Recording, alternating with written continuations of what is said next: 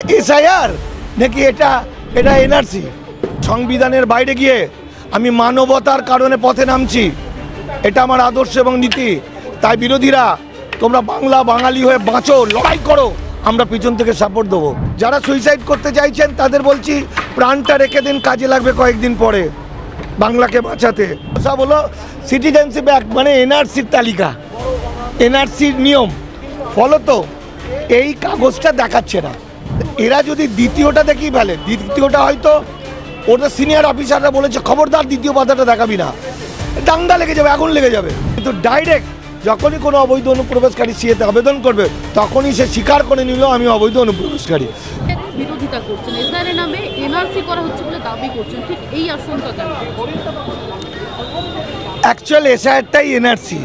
তার কারণ হচ্ছে, আমি টেকনিক্যালি যদি বলি তাহলে দেখুন, আমরা আমাদের পশ্চিমবঙ্গে নাগরিকত্বের তালিকা, এনআরসি মানেও নাগরিকত্বের তালিকা, প্রথম নাগরিকত্বের তালিকা হয় 1952 সালে, আর আসামের নাগরিকত্বের তালিকা হয় 1951 সালে। আসামের ক্ষেত্রে আমরা কি বলি, প্রথম এনআরসি, এনআরসি মানেও যা, আর নাগরিকত্বের তালিকাটা একই। এখানে এসআইআর মধ্যে দিয়ে নাগরিক বেনাগরিক বাঁচা হচ্ছে। কেন না, এসআইআরটা হচ্ছে সংবিধানের 326 নম্বর ধারা অনুযায়ী। 326 নম্বরের ধারা বলছে যারা নাগরিকদের যখন 18 বছর বয়স হবে তখন তারা ভোটাধিকার পাবে, তাই তো? তাহলে এখানে ভোটাধিকারটা দিচ্ছে নাগরিকদের, এটা নাগরিক নির্বাচন করছে। এছাড়া আর একটা জিনিস দেখুন, 7 তারিখ থেকে জনগণনা শুরু হচ্ছে। তাহলে জনগণনার মধ্যে এফেক্ট করবে এসআইআরে কাদের নাম আছে। তাহলে এই জনগণনার মধ্যে নাগরিকদের তালিকা তৈরি হয়ে গেল।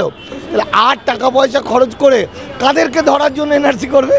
সবই তো যখন হয়ে যাচ্ছে, তাহলে এনআরসির আর কোনো প্রয়োজন নেই। মানে এটাই নাগরিকদের তালিকা, এটা আসল। আর একটা জিনিস দেখুন, এই যে ফর্মটা দেখছেন, এই ফর্মটা বিএলও ভাইরা যাদেরকে ভয়াবহ বিপদের মধ্যে ফেলেছে, বাঘের মুখে ফেলেছে, তারা বাড়ি বাড়ি গিয়ে দিচ্ছে।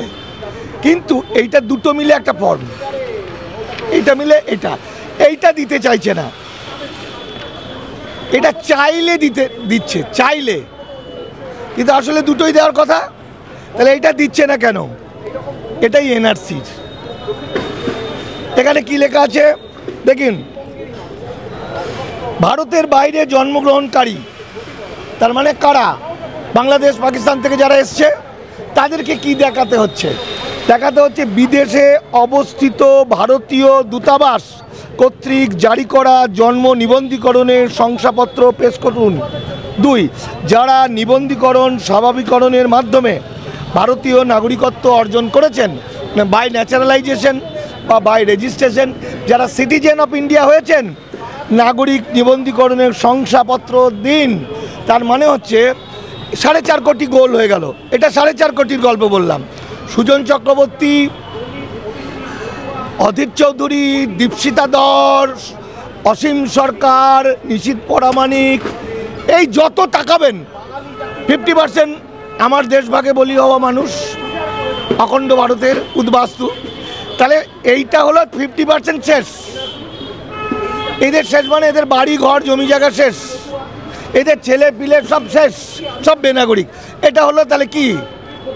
এটা এসআইআর নাকি এটা এনআরসি? ক্লিয়ার? এটা হচ্ছে সিএ 2003 অনুযায়ী, এখানে স্পষ্ট করে এই যেগুলো দিয়েছে এগুলো সব সিএ অনুযায়ী। ভারতে অমুক অমুক জন্ম হলে এগুলো সব হলো সিটিজেনশিপ অ্যাক্ট, মানে এনআরসির তালিকা, এনআরসির নিয়ম ফলত এই কাগজটা দেখাচ্ছে না। টিভিতে এইটা দেখাচ্ছে। এটা তো আমাকে একটা বিএলও দিল, আমি বিএলওর কাছে নিলাম, তাই তো? প্রত্যেকেই যদি জিজ্ঞাসা করে বিএলওকে বলবে আমাকে দ্বিতীয় পাতাটা দাও। আর আমাদের কর্তব্য প্রতিটি মানুষ, হিন্দু মুসলমান, বিএলও ভাইদের বুক দিয়ে রক্ষা করা। কারণ এই শিক্ষক মানুষদেরকে, সহজ সরল মানুষগুলোকে বাঘের মুখে ফেলে দিয়েছে। আর এরা যদি দ্বিতীয়টা দেখিয়ে ফেলে, দ্বিতীয়টা হয়তো ওদের সিনিয়র অফিসাররা বলেছে খবরদার দ্বিতীয় পাতাটা দেখাবি না, দাঙ্গা লেগে যাবে, আগুন লেগে যাবে। এই কাগজটা তার মানে বলছে 1950 সালের পরে সংবিধান প্রকাশ হলো, তারপরে যারা ভারতে এসেছে যদি পাসপোর্ট ভিসা না নিয়ে আসে তারা ইল্লিগাল মাইগ্রেন্ট হয়ে গেল, তাদের ছেলে মেয়ে নাতিপুতি সব হয়ে গেল। একমাত্র যারা পাসপোর্ট ভিসা নিয়ে, এখানে কি বললো যে দেখুন এই শব্দটা কি সাংঘাতিক, দেখুন বলছে ভারতে বিদেশে অবস্থিত, বিদেশ মানে পাকিস্তান, ভারত। কিন্তু নির্বাচন কমিশন দাবি করছেন যে তারা নাগরিকত্ব নেবেন না কারণ। মিথ্যা কথা বলছে, চোর চিটিংবাজ। নরেন্দ্র মোদী অমিত শাহর 5 আটা নির্বাচন কমিশনের, তাদের বাপের ক্ষমতা এটা করলো, এটা তো নির্বাচন কমিশন। এটাকে এই দেখুন বিএলও এই নামটা কেটে দিয়েছে একজনের, দেখেছেন, যাতে কেউ জানতে না পারে। আমি তো নির্বাচন কমিশনেরই নিলাম। তো মুখে বলাটা ঠিক নাকি ডকুমেন্টটা ঠিক, এটা তো ডকুমেন্ট। তাহলে নির্বাচন কমিশন কি বললো না বললো, এলি তেলি আতরালি, তারা এলি তেলি আতরালি। প্রথম ফর্মই দেওয়া হচ্ছে, প্রথম ফর্মটা আপনি যেটা দেখালেন, হ্যাঁ সেটাই তো দেওয়া হচ্ছে না, অ্যাকচুয়াল দুটোও দেওয়া হচ্ছে। অ্যাকচুয়াল দুটো পাতাটা ফর্ম, কোনো জায়গায় একটা দিয়ে সই করিয়ে নিচ্ছে যাতে কেউ জানতে না পারে। তাহলে একটা দিয়ে সই করিয়ে নিল, তাহলে ওই পার্টি তখন ধরুন ওপার থেকে আসা লোক সুজন চক্রবর্তী উদাহরণ দিচ্ছি, সই করে দিল, তাহলে ওর বাবা দাদুর নামটা 1952 সালের ভোটার তালিকায় আছে কি না সেটা টুক করে লিঙ্ক করে দেখে নেবে, বোঝা গেল? এই লিঙ্কটায় দেখে নেবে 52 সালে আছে কি না। এবার ওদেরকে ডেকে পাঠাবে, ডেকে পাঠিয়ে বলবে যে আপনি সিটিজেনশিপ সার্টিফিকেট দেখান।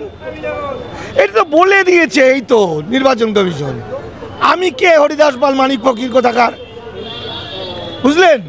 এটা যত তাড়াতাড়ি মানুষ জানবে তত তাড়াতাড়ি বিজেপি পেটানো শুরু হবে, তত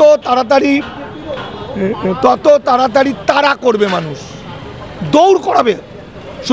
হ্যাঁ, এইবার যে বলছে সিএ যাদের নাম বাতিল হবে, বিভিন্ন রাজনৈতিক দল তো রাস্তায় নামছে,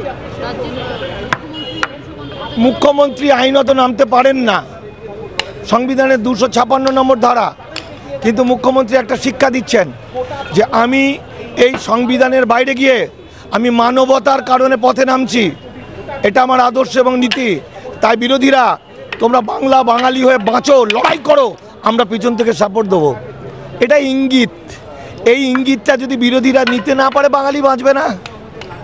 আজও কে টাকা মেরেছে, আজও কার বাবার কে এসব করছে। আরে বাঙালি বাংলা জাতি শেষ হয়ে গেল।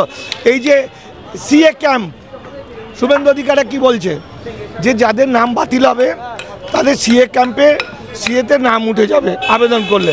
এর মধ্যে জালিয়াত, মিথ্যাবাদী, অশিক্ষিত বদমাইশ আর পৃথিবীতে নেই। যেই নাম বাতিল হয়ে যাবে সঙ্গে সঙ্গে ঘ্যাচাংপু তার নাগরিক অধিকারটা চলে যাবে। নাগরিক অধিকারটা চলে গেলে সে আবেদনটা করবে কি করে?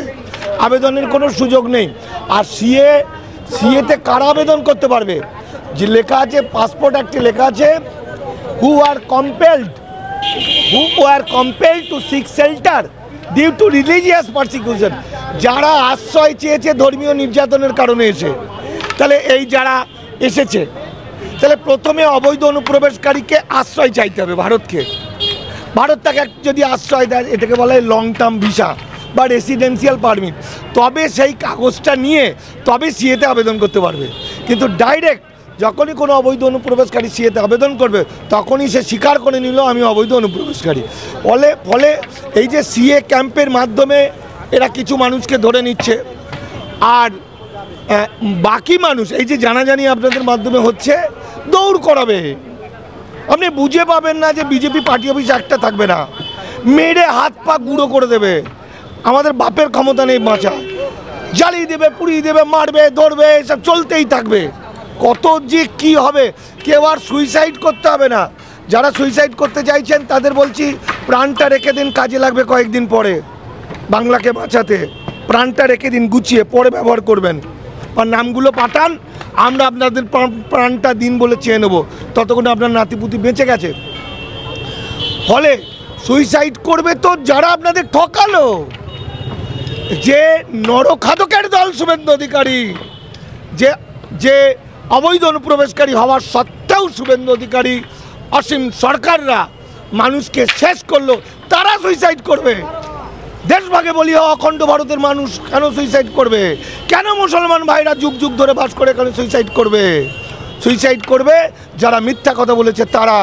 এরা প্রাণটা রেখে দেবে ভবিষ্যতের জন্য, আগামী দিন যা আসছে বাংলাকে বাঁচাতে ওই প্রাণটাকে ব্যবহার করতে হবে।